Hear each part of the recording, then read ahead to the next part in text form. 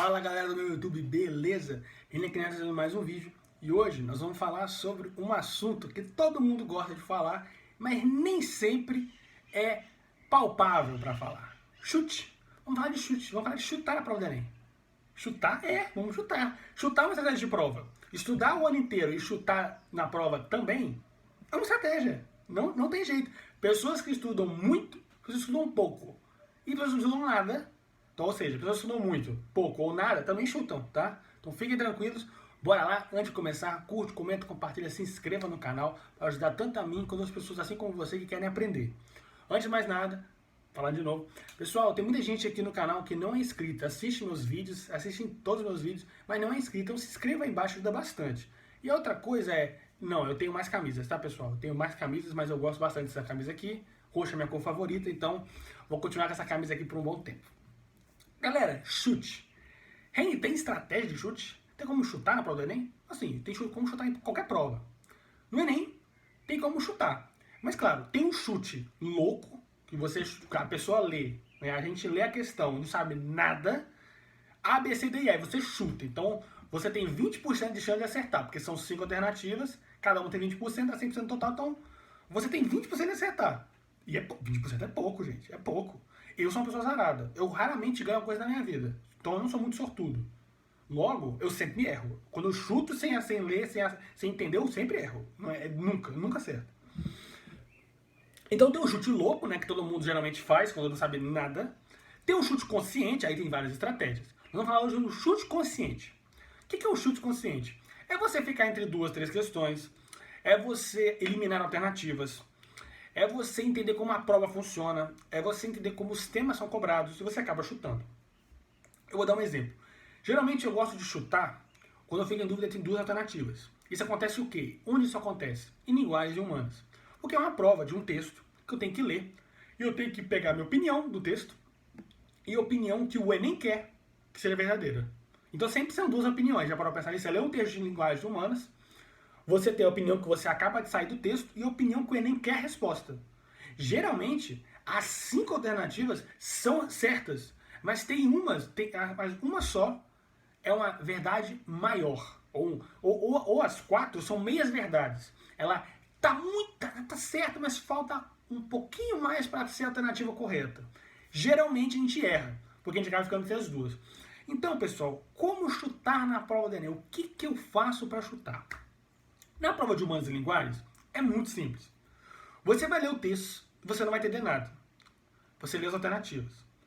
Antes de começar a falar sobre isso, nunca leia um texto primeiro nas provas de humanas e linguagens, tá bom? Sempre leia o comando da questão, ou seja, a pergunta, só vê uma análisezinha das alternativas e vai para o texto. E quando você lê a pergunta, por exemplo, a pergunta é como fulano comeu a maçã? Daí você vai para o texto e você vai ler no sentido assim, eu quero saber como fulano comeu a maçã. Eu quero saber como fulano comeu a maçã. E você vai pro texto querendo achar o que o fulano fez para comer a maçã. Então fica muito mais fácil, o seu cérebro trabalha melhor. Ele já vai procurando, é como se fosse um caça-palavras. Você já vai direto no que você quer. Então feito isso, vocês vão fazer a questão. Ficou em dúvida de 2 questões? Eu geralmente faço o seguinte, eu deixo ela. Eu deixo essa questão. O que significa? Eu falei para vocês que eu gosto de circular, de sublinhar, de fazer estrelas em questões. Quando a questão eu fico muito indeciso, eu deixo ela para trás. Eu marco ela assim, indecisão. A ou C, por exemplo. Vou fazer outras questões. Para o meu cérebro ficar fluindo. Porque geralmente, o que a gente faz? A gente lê a prova, a gente lê a questão e a gente tem uma interpretação. Nós relemos a prova, volta para a questão e a gente tem outra interpretação. Então, o que você tem que fazer? Se ficar muito na dúvida, você deixa para depois. Você marca qual você ficou em dúvida e deixa para depois. E, no final, você dá aquela relida de uma forma melhor. Você para e lê e fala, essa letra A, ela podia estar certa, mas o texto pede a letra C como resposta. Aí você marca a letra C. Isso tanto em humanas quanto em linguagens. Já em matemática e natureza, não tem muito como fugir, né? Porque natureza tem muitas questões igual humanas e linguagens. Você tem textos grandes, você tem alternativas grandes com meias verdades. Ou seja, Numa questão de biologia, sei lá, vamos supor aqui, engenharia genética, biotecnologia, organismos transgênicos e transgenia. Vai ter 5 alternativas explicando o processo de transgenia, mas uma só é a correta. As outras 4, elas são meias verdades, elas estão quase corretas, mas falta vai ter uma coisinha nelas que deixa elas ficarem erradas. Isso acontece muito em biologia, muito. Porque biologia é muito conteudista, tem muito conteúdo. Então é muito decoreba, é muito memorização. Então você acaba errando questões de biologia por esquecer aquele conteúdozinho pequenininho que você passou batido. Então, tirando biologia, química, física e matemática, claro que química e física também tem conteúdos teóricos, mas química, física e matemática obviamente tem muito mais questões de cálculo.